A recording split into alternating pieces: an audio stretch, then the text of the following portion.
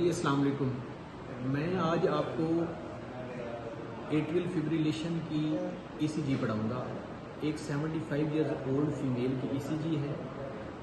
Patient को एफib हो रहा था, उसकी ईसीजी करवाई। अब मैं आपको बताऊंगा कि उसकी ईसीजी में हमने क्या देखना है। जब भी आपने ईसीजी किसी पेशेंट की देखनी है, सबसे पहले दो चीज़ें मेन देखनी है, रेट और रिदम देखना है।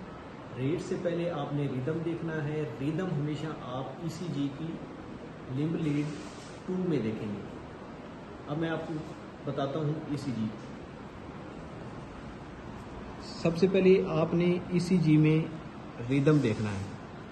रिदम आप किस तरह देखते हैं? आप आर इंटरवल को देखते हैं। अगर ये रेगुलर है या इरेगुलर है। एफib में हमेशा जो रिदम है वो इरेगुलर होगा, यानी दो आर इंटरवल के दरमियान जो डिफरेंस है वो मैच नहीं करेगा। ये देखें, ये आर इंटरवल है, ये इसमें आर इंटरवल लार्ज है और इसमें स्मॉल है। दूसरा, एफib में क्या होता है कि पी वेव नहीं आती। ये आप यहाँ पे देखें, पी वेव नहीं आ रही। इसका मतलब है कि ये ईसीजी इरेगुलर है। फिर हम इसमें कैलकुलेट करते हैं हार्ट रेट।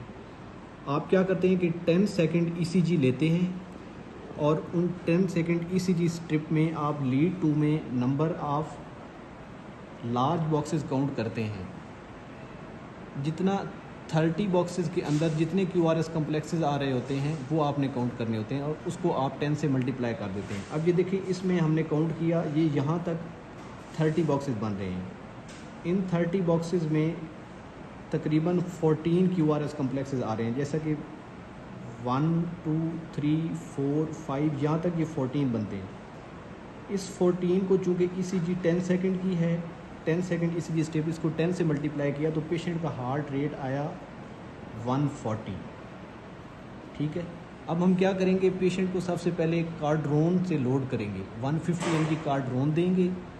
उसके बाद फिर ईसीजी करवाएंगे। अगर उसमें रिदम रिवर्ट नहीं होता तो दोबारा कार्ड्रोन जो है वो 150 mg देंगे। टोटल 300 mg हो गया। उसके बाद फिर हम पेशेंट को 600 mg देंगे और उसके बाद फिर हम पेशेंट को 1800 mg की इन्फ्यूजन स्टार्ट करेंगे अगर रिदम रिवर्ट नहीं होता तो। बहुत शुक्रिया।